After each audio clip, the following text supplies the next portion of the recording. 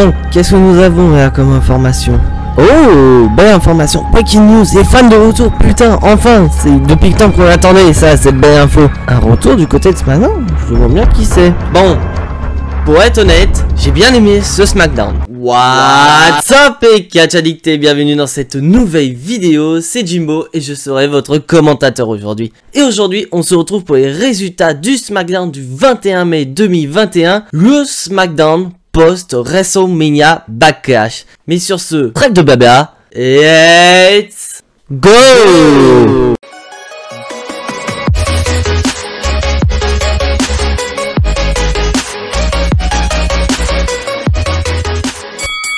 Et donc le show commence avec Sonya Deville. Parce que oui, Adam Pearce n'est pas là. Parce que Sonya Deville nous annonce la grosse breaking news qui a fait surchauffer les internet et aussi tous les catch addicts français, américains, tous les catch addicts du monde entier. Et cette information, c'est le retour des fans. Donc il y avait énormément de rumeurs sur le retour des fans, ça devait se faire autour de SummerSlam. Et Sonya Deville nous annonce, la WWE nous ont annoncé également sur les réseaux sociaux, que le retour des fans se fera lors du 16 juillet 2021. De ce fait, Adam Pearce est absent parce qu'il est en train de préparer les préparatifs pour le retour des fans. Donc notez bien ça dans votre agenda les catch addicts. 16 juillet 2021, le retour des fans, ça correspond à un épisode de SmackDown. Donc 16 juillet, épisode de SmackDown, nous aurons le retour des fans. Et d'ailleurs, pour moi, c'est à double date. Parce que certes, on a aussi le retour des fans, mais c'est aussi l'anniversaire de mon papa. Donc, c'est génial. Et surtout, pour ceux qui ont remis une autre date précédente dans leur agenda, bah... 2 jours avant, c'est Fast and Furious 9. Donc, j'ai fini la publicité, bref. Et donc, Sonya Deville est avec tous les champions au niveau de la rampe d'entrée. Tous, il en manque un, mais vous allez comprendre pourquoi. Et donc, Sonya Deville présente tous les champions, en commençant par les premiers champions tag team de l'histoire, père et fils, Dominique et Rey Mysterio. Les nouvelles championnes et toujours confirmées championnes tag team de la WWE, Tamina et Natalya.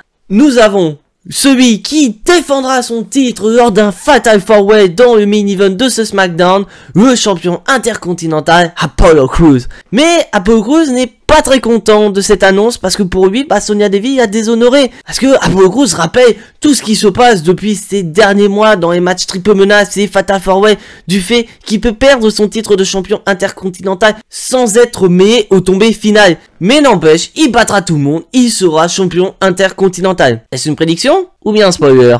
On verra ça lors du main event. Et elle intronise aussi la championne de SmackDown, la EST de la WWE, Bianca Belair. Et après ça, Sonya Deville nous demande d'accueillir le chef tribal et la tête de la table, le toujours champion universel de la WWE, Roman Reigns. Mais on entend l'ancienne musique de Roman Reigns, donc on se dit peut-être que la WWE n'a pas apprécié le nouveau thème de Roman Reigns et ils ont décidé de remettre l'ancien, pourquoi pas? Et bah non, parce qu'il s'agit de Paul Heyman. Paul Heyman qui dit clairement que Roman Reigns c'est le top du top. C'est pas le champion, c'est le champion des champions. Les autres qui sont là, c'est juste des détenteurs de titres. Voilà, c'est juste parce que c'est des mecs.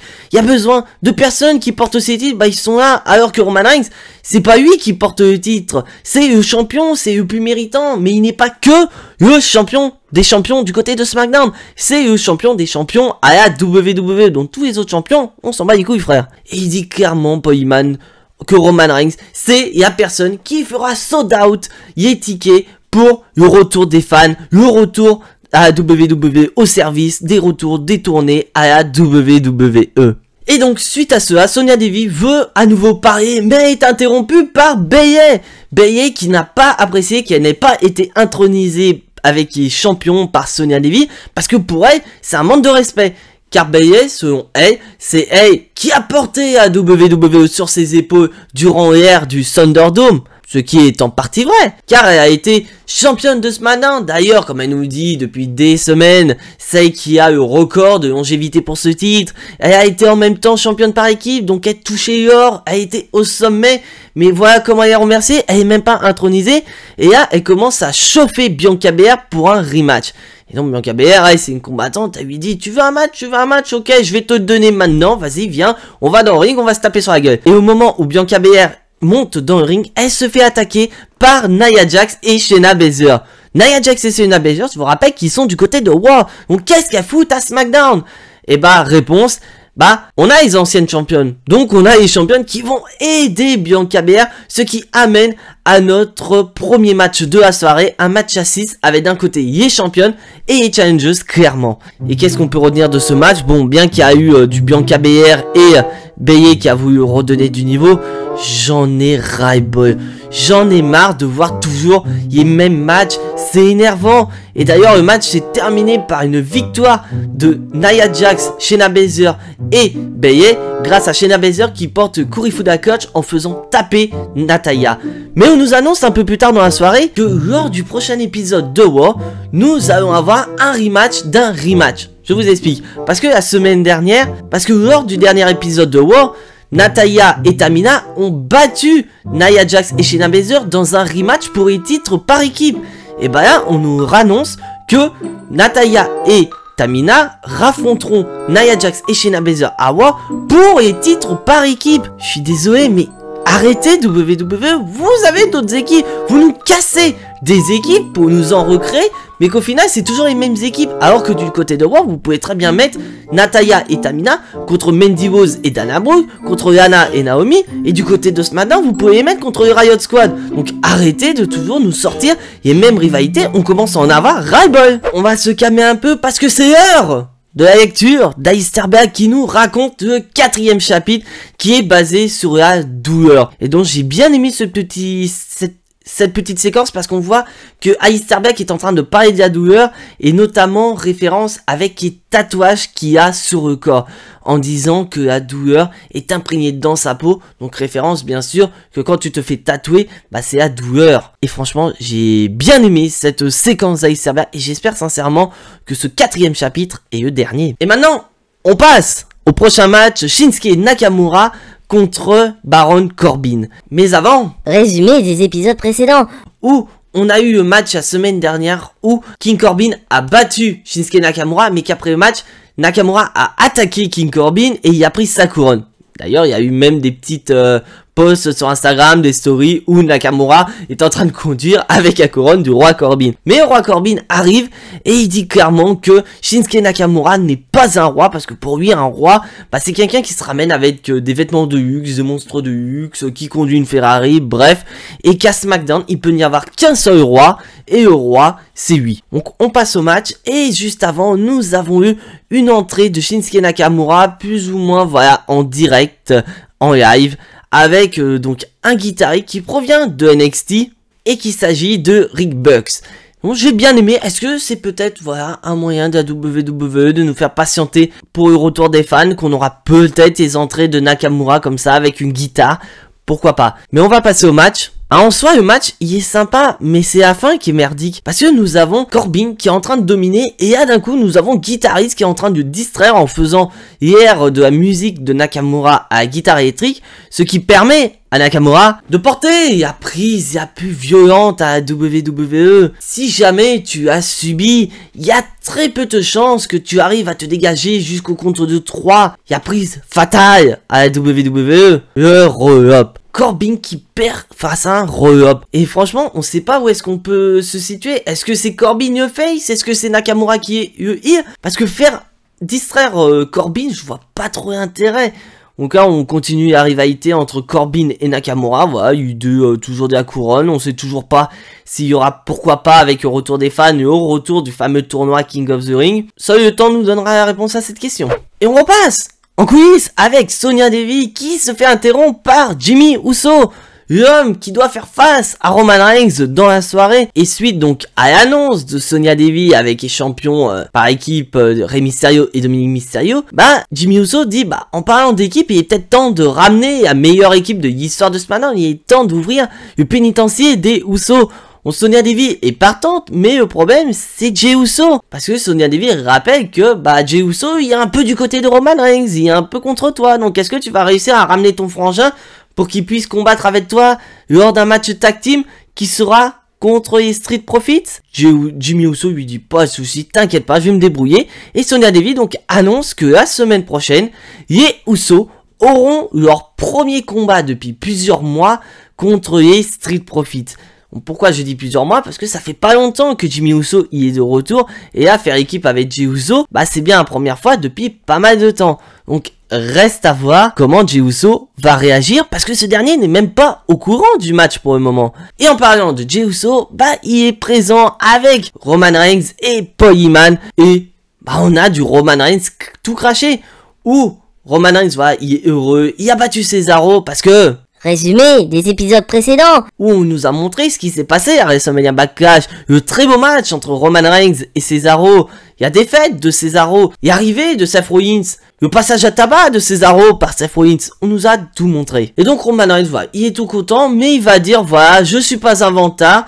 Donc ce n'est pas moi qui va vendre mes mérites, ce sera quelqu'un d'autre. Donc ce sera quelqu'un d'autre qui vendra mes mérites. Ce sera Paul Heyman. Et Paul Heyman, génial, où il présente tout le catalogue, tous les trophées de Roman Reigns, donc tous les catcheurs qu'il a battus depuis qu'il est champion universel, depuis qu'il est invaincu depuis son retour lors de SummerSlam. C'est vrai, parce que Roman Reigns, il a quand même envoyé The Fiend du côté de Raw, il a démoli Daniel Bryan, il a démoli Braun Strowman, il a démoli Kevin Owens, et lors du main event de WrestleMania 37, il a pas battu 2 catcheurs dans un match triple menace, non, il a battu 2 catcheurs dans un match handicap, et là, il a démoli Cesaro. Et donc, Paul Heyman dit clairement que Roman Reigns, bah, c'est le meilleur catcheur à la WWE, voire même le meilleur catcheur de la planète. Donc Roman Reigns, il est super content, voilà, il a adoré le travail de Paul Heyman et il lui dit, mais tu sais mec, qu'est-ce qui me ferait plaisir? Bah ce serait que Jimmy Uso ramène son cube pour qu'on puisse en discuter. Donc Roman Reigns demande à Jimmy Uso de venir, mais ce n'est pas Jimmy Uso qui arrive, il s'agit de Cesaro. D'ailleurs, Cesaro qui aborde une écharpe, parce que je vous rappelle que durant tout le match face à Roman Reigns, bah son bras droit a vraiment souffert. Donc on a un Cesaro qui vend très bien la blessure, et il veut clairement un rematch contre Roman Reigns lors du prochain pay-per-view de la WWE qui sera Hell in a Cell. Et là d'un coup, en parlant de Seth Rollins, bah nous avons Seth Rollins qui arrive et qui démolit une nouvelle fois Cesaro en lui portant plusieurs coups et notamment 2 curse tombs. Et après cette attaque, bah nous avons Seth Rollins qui se fait interviewer et il dit clairement qu'il était comme ça parce qu'il était possédé.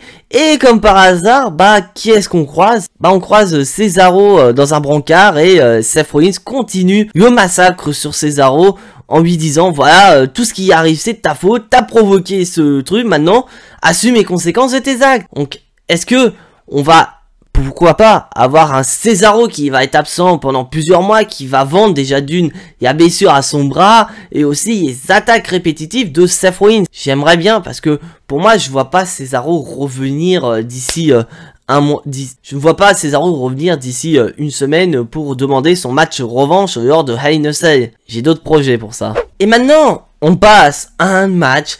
Dominic Mysterio contre Robert Wood. Et à noter qu'avant le match, bah nous avons Robert Wood qui est en train de provoquer Dominic Mysterio. Parce que je vous ai pas dit, durant l'intervention de Bayley a critiqué plusieurs champions, notamment les Mysterio et principalement Dominic, en disant que si Dominic est champion, si Dominic est à la WWE, c'est avant tout grâce à son papa Rey Mysterio.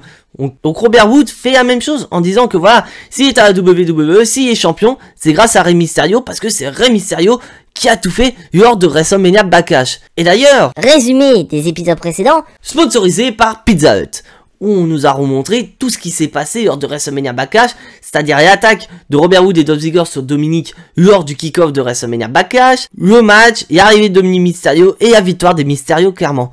Donc qu'est-ce qu'on peut dire de ce match?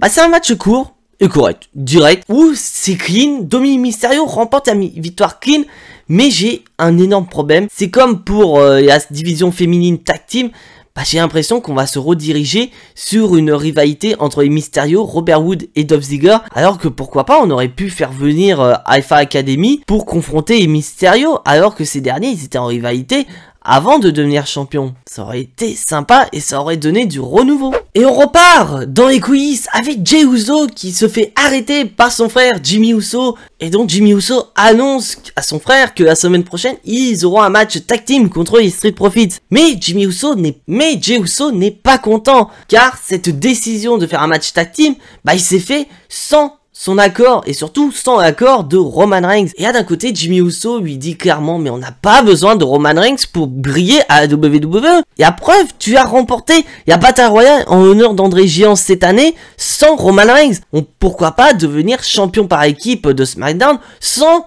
savoir l'approbation de Roman Reigns, sans que Roman Reigns vienne mettre son grain de sel dans l'affaire. Et après cela, nous avons Jey Uso qui arrive dans la loge du champion universel Roman Reigns. Et on voit que Jey Uso, il est pas très bien par rapport à cette nouvelle.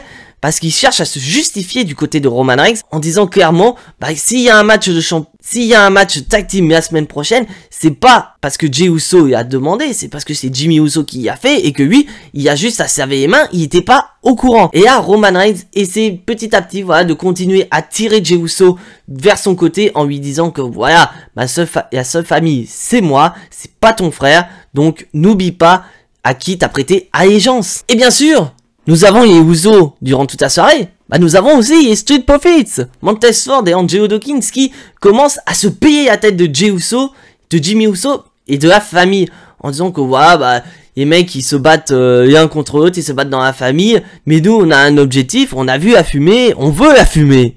Bien aimé, donc je suis assez curieux de voir la semaine prochaine du côté de SmackDown ce match tag team. Et maintenant, Main Event Time! Le fameux Fatal 4-Way avec Apollo Crews qui défend son titre contre Big E, Sami Zayn et Kevin Owens. Et durant tout le show, nous avons eu les 3 challengers qui ont fait leur promo. Donc Big E, superbe promo. Kevin Owens, où vraiment on le montre comme un combattant, The Prize Fighter. Et d'un Sami Zayn très paranoïaque. Surtout parce que c'est lui qui est le dernier à être interviewé, il était en train de se préparer pour son match, et qui a pas trop aimé qu'on l'appelle comme étant un ancien champion intercontinental. Bien sûr, il critique Kea Bresson en disant voilà, c'est une journaliste, elle va faire que propager la propagande, la superstition, vraiment du Sami Zayn tout craché. Mais que cette fois, Sami Zayn va devenir nouveau champion intercontinental et qui va récupérer son titre. Et qu'est-ce qu'on peut dire du match? Putain, il est génial. Pour moi, c'est limite le deuxième plus beau match télévisé d'un côté roster principal. Pour moi, le numéro 1, c'est Daniel Bryan contre Roman Reigns pour le titre universel. Et à ce match, c'est le deuxième.